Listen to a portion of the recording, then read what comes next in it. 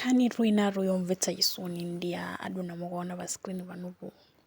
Adona awathandiza kuti adzipha adzimangirira ku nyumba kwawo.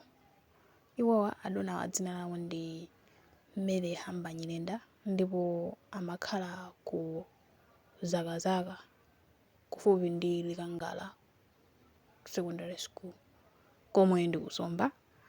Ndi adonawa chifukwa chimene adziphera ndi chakuti iwo anapita ku chipatala kukapangitsa operation. Nde zikuonetsa kuti operation ija atapangitsa umene unali mwezi watha.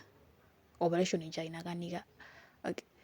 Inakanika zimene amayembekeza kuti zichitika after operation izo sizinatheke. M'malo mwake zinapezeka zoti anayamba kumva ululu kuchoka mu zilonda zimene zinadza operation yo. Ngati kuti zilonda zija zinakhala ngati zapanga open up zatsekukaso ndi amamva ululu.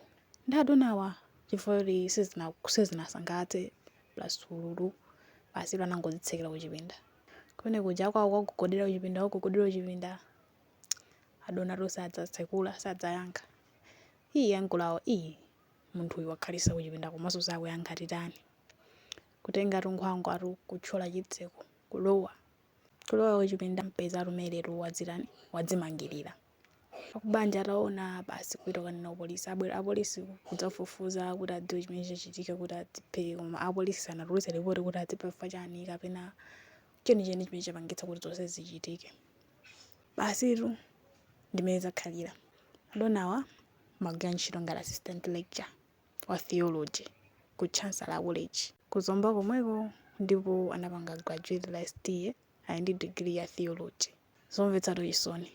Munthu angochoka kumene ku school basitu osadyereraso jeni ntchito imene wagwira zosakhala bwino.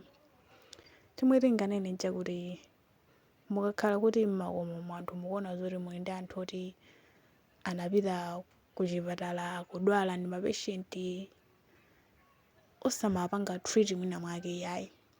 Basi kumakonda amene alili chani despite everything.